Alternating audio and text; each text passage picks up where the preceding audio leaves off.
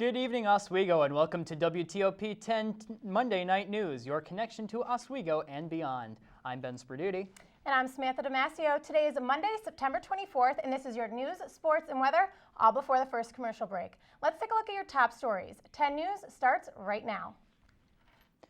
Syracuse University is preparing for the arrival of a very special guest. The college's upcoming Peace Symposium is to host the Dalai Lama, who will be featured in 2 symposiums on October 8th. Under moderation by NBC's Ann Curry, the Dalai Lama will be contributing alongside other renowned peace advocates such as Martin Luther King III and Nobel Peace Laureate Mohammed El-Baradei. Tickets will be available starting Wednesday with 300 seats available for each session, free of charge for students. The Syracuse Industrial Development Agency and mall developer Robert Conjal are headed for the courtroom. A deadline set by the agency for Conjal to accept ownership of Destiny USA's auxiliary parking lots came and went today. This is causing a growing frustration with the agency in their efforts to put the shopping mall's lots on the tax rolls. If the parking lots are added, Conjal would have to pay $685,000 a year in taxes. The agency is expected to sue Conjal this week to force him to sign the transfer document. And now we'll take a current look outside with our conditions with Chief Meteorologist Patrick Kavlin. Pat, are you staying warm out there? Barely, Sam. I tell you, it's pretty chilly out here. 45 degrees, bone chilling. Even an early fall night here in Oswego. I tell you, it smells like a skunk went by. So if you're heading out, bring the nose plugs with you, and make sure you got that sweatshirt with you. As I mentioned, 45 degrees outside, mostly clear though. So it turned out to be a pretty nice night out here outside the campus center. As you look at the almanac for today, we were pretty below normal both ways. You know, high temperature, about 7 degrees below normal. This time of year, we should be around 70 degrees. And our low temperature, look at that, almost 20 degrees below normal. Tonight, last night rather, we bottomed out at 40 degrees. Tonight coming up, looking like another chilly night. So again, make sure you got that jacket if you're heading out. For the next 3 days, tomorrow is looking like a spectacular day to get out there and enjoy it. Wednesday, a little unsettled, but our weather gets nice again for Thursday. How's the weekend look? We'll have a full look at that forecast coming up later on the news, but right now we'll send it back to Samantha and Ben.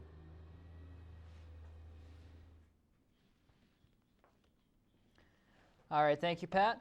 The Oswego Social Services Building will now be getting a much-needed tune-up. Legislators have decided to close the building until as late as February to renovate it. Asbestos removal is one of the driving concerns, and Chairman Fred Beardsley has also mentioned carpeting replacement and updating the technology as other factors to be weighed in. The project will cost anywhere from $600,000 to $1.3 million, according to officials. Beardsley is currently in talks with Cayuga Community College to use some of their space in the Fulton Reserve in the meantime. An Oswego County man was sentenced to 2 years in prison today. 38-year-old Jess Eaton pled guilty to purchasing and then providing pills to a friend who made methamphetamine. Eaton allegedly bought the pills between July 2010 and June 2011. 39-year-old James Eckert pleaded guilty to making the meth but has not yet been sentenced. It was an exciting night for the Alana Club this evening. Our very own Mike DeWolf is outside Campus Center's auditorium to tell us all about tonight's guest speaker. Mike, are you there?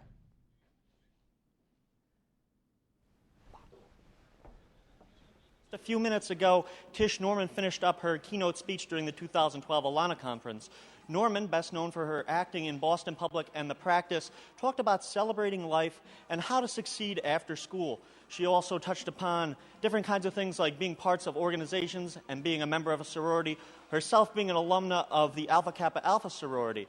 She talked about many different things, including the benefits of being part of an organization and how to succeed as soon as you get out of college. The Alana Conference will continue until September 28th, with the grand finale event being the dinner held in the Hewitt Union Ballroom. The dinner is open to the public. General admission is $18. SUNY Oswego faculty and seniors can get in for $15. SUNY Oswego students can get in for $10. Again, the Alana Conference is scheduled to end September 28th with the dinner. And that's all for me. Now back to you guys in the newsroom. Thanks. All right, thanks, Mike. Bullying, a major problem in the U.S., has impacted the life of a Michigan teen. Students nominated her for homecoming court as a joke, and then she won.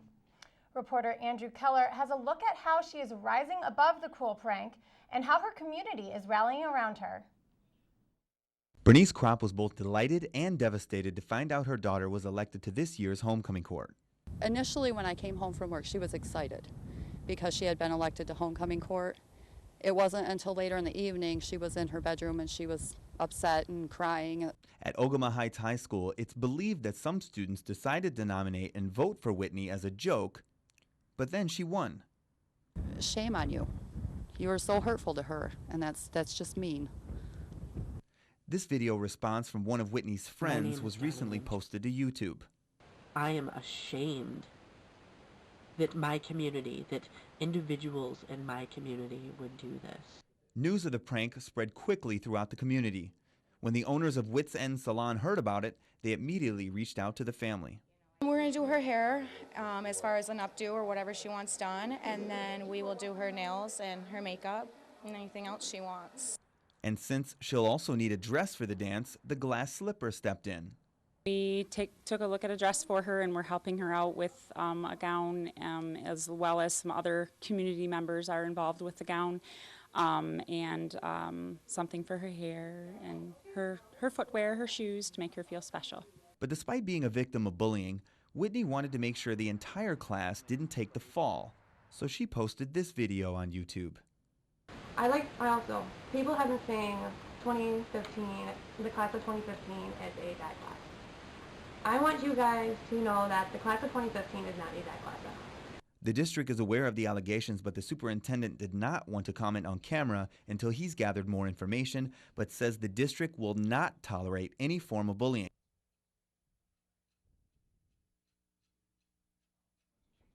Whitney's mom said the overwhelming support has helped make a bad situation right.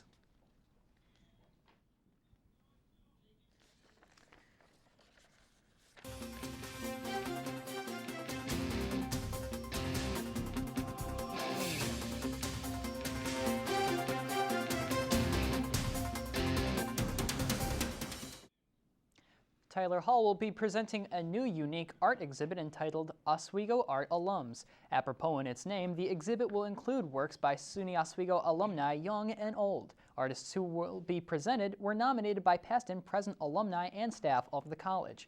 Another exhibit in Tyler Hall will also run tomorrow, entitled Hannah Claus Intangible Presence, featuring thematic art in styles like beadwork, video, and photography.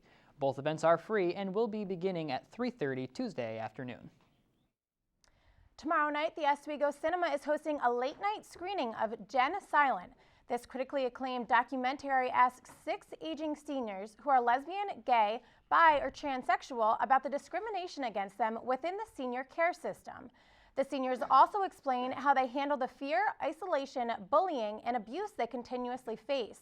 Following the screening will be a question and answer session with producer and director Stu Maddox. The 2.5-hour film will begin at 11 p.m. Admission is $7, $5 for seniors, and $3.50 for students. Tickets may be purchased at any SUNY Oswego box office or at the Oswego Cinema. And now we'll see what's going on in sports with Tim LeMay. Tim, what do we got going on tonight? Thanks, guys. Good evening and welcome to your WTOP 10 Sports Update. I'm Tim LeMay. The Oswego Lady Laker field hockey team was in action on Saturday, falling to the SUNY Oneonta Red Dragons 6-1. Oswego opened the scoring 20 minutes into the contest as freshman Lisa O'Callahan scored for the Lady Lakers. The Red Dragons scored the next 6 goals for the Laker loss. Oswego freshman goalie Nicole McCaldy had 8 saves in the contest. The Lady Lakers are next in action on Wednesday on the road against Houghton College. That'll do it for right now, but later on we'll have a look at your full sports update, including one NFL player who had more on his mind than just last night's game. But now let's send it back to the desk. All right, thanks, Tim. Coming after the break, posters condemning jihad show up in New York City subways today. And Obama takes responsibility for some changes we have yet to see. You're watching WTOP 10 Monday Night News. Stay with us.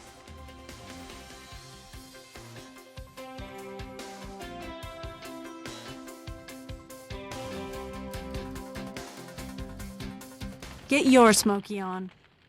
If you see someone in danger of starting a wildfire, step in and make a difference. Because 9 out of 10 wildfires can be prevented. Only you can prevent wildfires. Hi, I'm Woodsy Owl, and I'm here to tell tell you about a dirty word, water pollution. Kids, it's up to us to keep our lakes and streams clean and beautiful. We've been polluting the water with all kinds of junk like paper, cans, and gooey gunk. It looks ugly and it's killing our fish and ducks. Please don't throw junk in the water. Give a hoot. Don't pollute. In the city or in the woods, help keep America looking good. The Oswego MBA program, helping you achieve your goals with a customized curriculum developed with flexibility in mind. Take classes year-round, full or part-time in Oswego, online or at the Metro Center in downtown Syracuse. More information is available online or by calling 315-312-2911.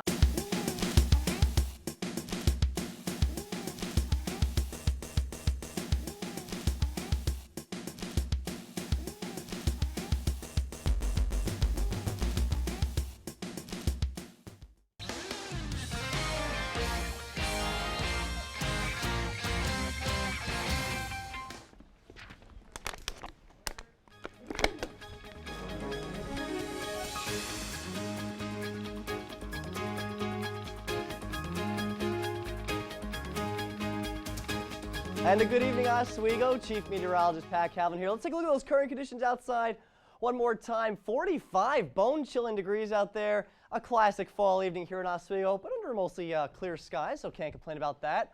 No wind chill, though. That's kind of unusual because we got calm winds out there, so enjoy it while it lasts. As take a look at the temperatures around the rest of the state right now, we've got 60 in the Big Apple. That's the warm spot right now. Across much of the state, though, we're holding steady in the low to mid 50s. A few cooler spots here, though. Jamestown and Glens Falls are the cooler spots right now, holding steady in the upper to mid 40s. As take a look at the IntelliCast surface map right now, not a whole lot going on across the country, just this area of high pressure that's kind of dominating the area, to the east of the Mississippi River. But this system up here, you can see this blue line trailing across, the northern portions of the upper Midwest and southern Canada. That's a cold front. That'll be our next weather maker as it sweeps through the region during the day on Wednesday into Wednesday night.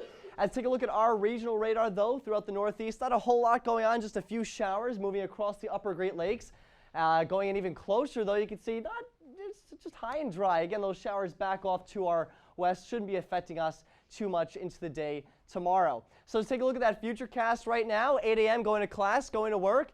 Not a whole lot, high and dry here as we go through the afternoon. For lunchtime, 2 p.m., again, clear skies prevail over the region, and that holds steady right through 8 p.m., although a few lake effect rain showers may start to develop near the Buffalo region. But again, near us, mostly clear skies to end this beautiful day for tomorrow.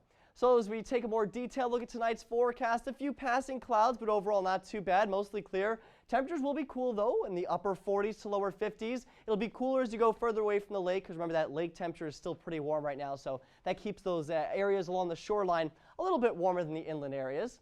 For Tuesday, abundant sunshine. Let me tell you something, if you don't have class, if you don't have work, make sure you get out there and enjoy it. A great day for traveling if you're going home for the vacation on Wednesday here at the SUNY Oswego campus. 69 to 73, so more seasonable temperatures also. Maybe you want to get those shorts out one more time. And for Tuesday night, mostly cloudy, though, with the chance of showers late as that front approaches from the west that I mentioned earlier. So not the greatest of nights, but not a complete washout either. Just a few showers. Temperature should be around 60 degrees. As take a look now at that 5-day forecast.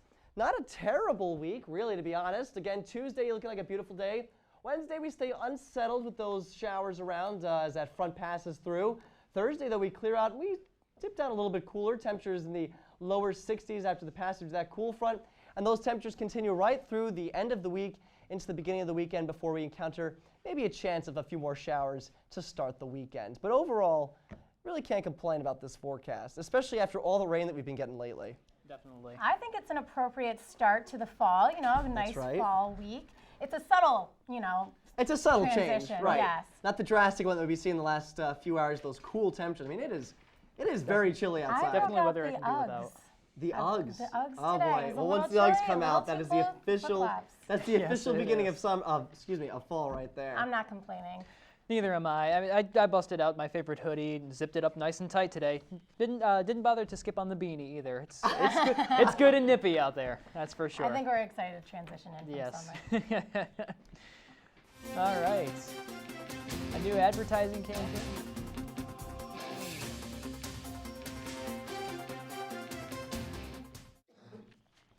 A new advertising campaign in New York City subways is set to spark new controversy. Anti-jihad ads were placed in the subway system Monday, drawing immediate attention from riders. The ads likened Muslims to the rank of savages, pressing to promote Israel instead. Blogger Pamela Geller is the one responsible for the ads, but was allowed to post them despite opposition. The Metropolitan Transportation Authority stated she was protected under the First Amendment. Geller has made it clear she is not concerned about protests over her posts. Sunday night, both President Barack Obama and Republican candidate Mitt Romney interviewed with CBS 60 Minutes. The interview, Obama discussed change he has seen in his 4 years in office and change that is yet to come. He says his biggest disappointment has been the failure to oversee change in the nation's political climate. In the same CBS program, Romney agreed with the problem that it ultimately falls on the president's shoulders and offered his own approach to resolving the partisan dilemma. Romney's approach stresses the importance of having a relationship with members of the opposition party. Appeals for same-sex marriage are one step closer to having the Supreme Court's audience. In Washington, the justices have been debating whether or not to take up two issues brought to them, trying first to decide if they fall under the equal protection mentioned in the U.S. Constitution. The problem is, both cases were initially brought to courts because of the same-sex marriage laws in their own states, namely California and New York. The Supreme Court will announce their decision to hear the cases as early as Tuesday.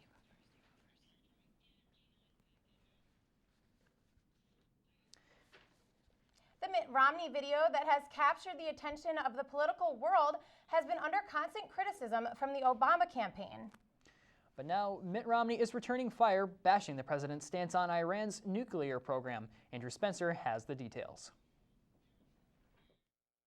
There are 47% of the people who will vote for the president no matter what. It's been a week since Mother Jones published a secretly recorded speech by Mitt Romney to donors. Now, the Obama campaign is trying to capitalize on it with a new ad, which will air in areas Romney plans to visit in a bus tour in Ohio this week. Mitt Romney attacked 47% of Americans who pay no income tax, including veterans, elderly, the disabled. My job is not to worry about those people. Doesn't the president have to worry about everyone? Meanwhile, the Romney campaign quickly pounced on comments by President Obama in an interview that aired on CBS Sunday. 60 Minutes asked Obama if he felt pressure from Israel's prime minister to change his policy and draw a line in the sand on Iran's nuclear program.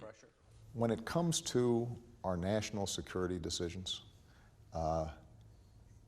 any pressure that I feel is simply to do what's right for the American people. And I am going to block out any noise that's out there.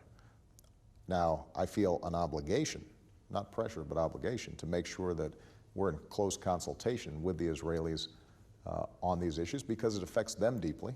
They're one of our closest allies in the region. The Romney campaign responded, quote, President Obama called Israel's legitimate concern about the impact of an Iran armed with nuclear weapons noise and referred to Israel as merely one of our closest allies in the region. This is just the latest evidence of his chronic disregard for the security of our closest ally in the Middle East, end quote. I'm Andrew Spencer reporting.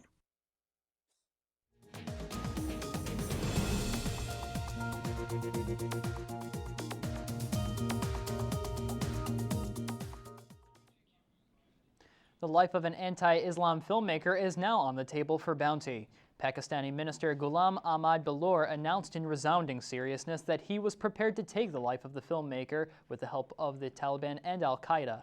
Ballour stated that he, quote, is a Muslim first and then a government representative.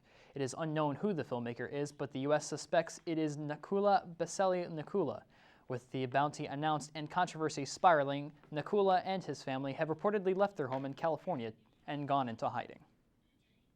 A European court ruled today that radical Muslim cleric Abu Hamza will be extradited from Great Britain to the United States. Hamza faces 11 terrorism charges regarding conspiracies back in 1998 and 1999. Hamza is one of the highest profile radical Islamic figures in Britain, where he was already sentenced to 7 years for terrorism-related charges. A date for the move has not yet been set.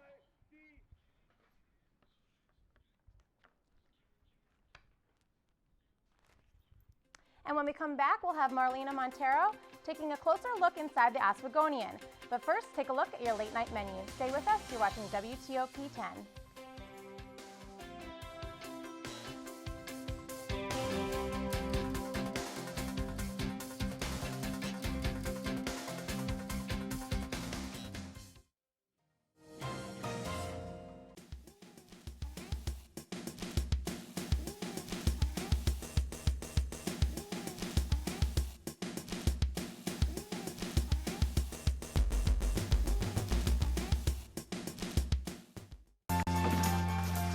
Teaching a kid football is one thing. Keeping a kid in school, that's the name of my game. My name is LaDainian Thomason. I don't just wear the shirt, I live it. Hey. Ready to go? Yeah, but the fire's not out. It's close enough. Close enough? If it's too hot to touch, it's too hot to leave. I mean, the next thing you know, you've torched our whole neighborhood. Which is why we're not going anywhere. Exactly. 9 out of 10 wildfires are caused by humans. Only you can prevent wildfires. The Oswego MBA program helping you achieve your goals with a customized curriculum developed with flexibility in mind. Take classes year-round, full or part-time in Oswego, online or at the Metro Center in downtown Syracuse. More information is available online or by calling 315-312-2911.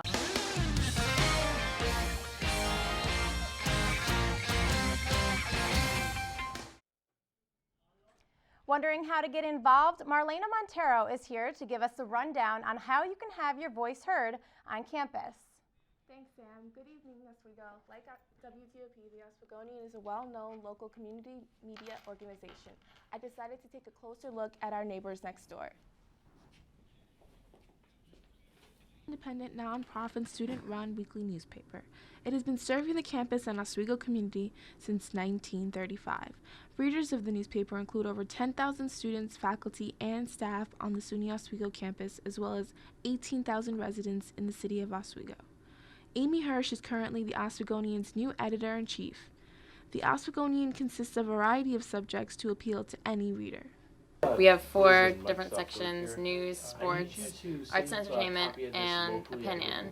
And now we have a multimedia section too. So we have a bunch of people who we all are in the office working on it all week. And there's a lot of steps to doing it, but basically we get articles in, we edit them, and then we use InDesign to lay them out, and that's how the paper gets made. There are no requirements to joining the Oswegonian. Everyone is welcome to take part. Anyone can be a writer. You can be a freshman, you can be a senior, you can be any major.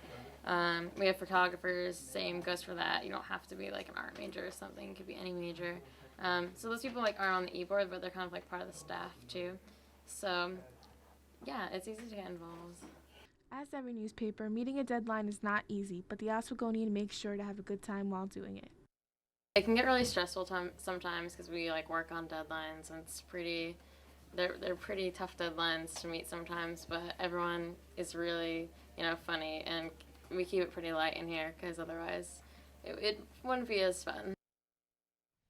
The Oswegonian holds its meetings every Friday at 3 p.m. in the Campus Center office, room 139A. My name is Marlena Montero, and that's your SA Club News. All right, well, definitely a lot of work goes into all of that, doesn't it now? Absolutely, it's a real deal over there.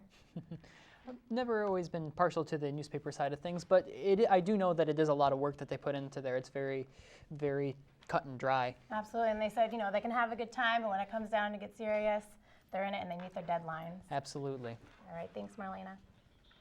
A former reality TV star who always has something to say gets her own talk show. Plus, the Terminator is telling all in a new book. Christina Muckler has all the details in today's Hollywood Minute. Independent, nonprofit, student-run weekly newspaper. It is Bethany Frankel's test run is turning into a permanent gig. After a 6-week stint over the summer, Fox is picking up Frankel's talk show, Bethany. The show will air on Fox-owned stations starting in 2013. Frankel focuses her show on everything from pop culture to fitness and relationships. The chef and businesswoman turned reality TV star says she can't wait to get started on developing her new project. Arnold Schwarzenegger is telling all in a new autobiography. Total Recall goes on sale October 1st. Schwarzenegger chronicles his life from a small city in Austria to the big lights of Hollywood and eventually to the California governor's mansion. The actor will do his first interview about the book this coming Sunday on 60 Minutes. Smokey Robinson is lending his voice to a cause. The legendary singer is teaming up with the Clinton Global Initiative and sounding what he's calling the smoke alarm. It's a social media campaign using celebrities and their followers to raise awareness and funding for packets that can turn dirty water into clean drinking water. This one packet right here purifies 10 liters of water. So for $10, you can provide pure drinking water for a kid for a whole year. Robinson's goal is to spread the word to more than 200 million people online. All right. So we have some Monday Night Football going on, Packers and Seahawks. Indeed we do. How about we go over to our very own Tim LeMay on the sports desk and find out how that is going. Tim, how's everything going?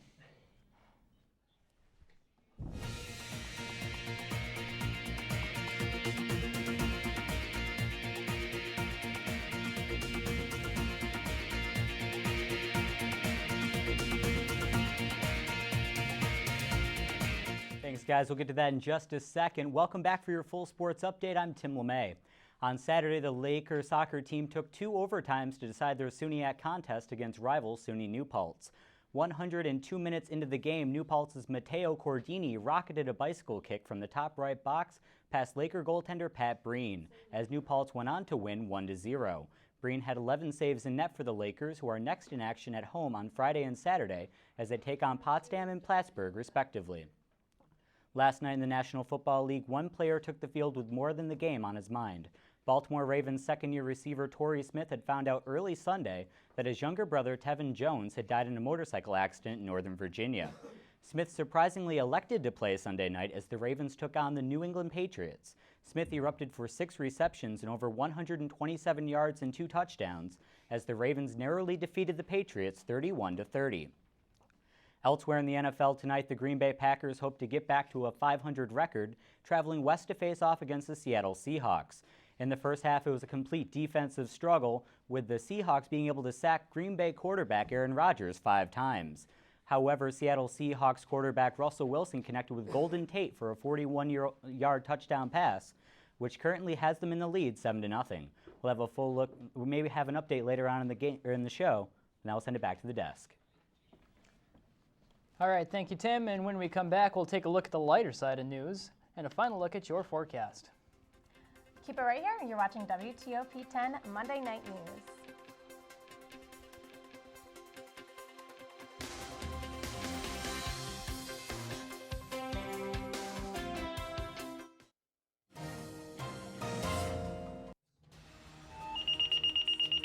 SAVAC ambulance responded to a 1 Bravo response, basement of Cuba Hall.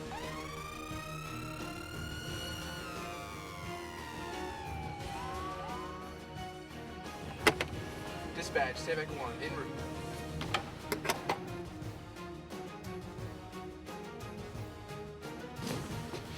Hey, we're with SAVAC. How can we help you today?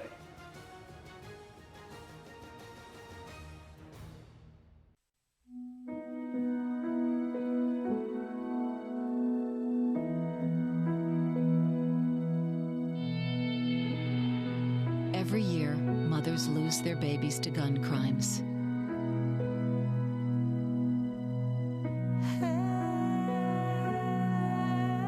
You'll always be your mother's baby. So before you commit a gun crime, think about who you'll leave behind. Gun crimes hit home. The Oswego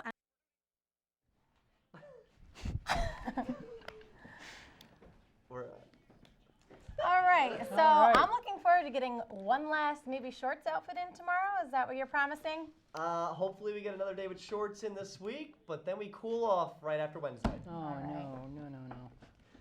And that will do it for us here at WTOP 10. I'm Tim LeMay. I'm Pat Kaplan. I'm Samantha Damasio. And I'm Ben Spadini. Thank you for watching tonight. Stay cool out there.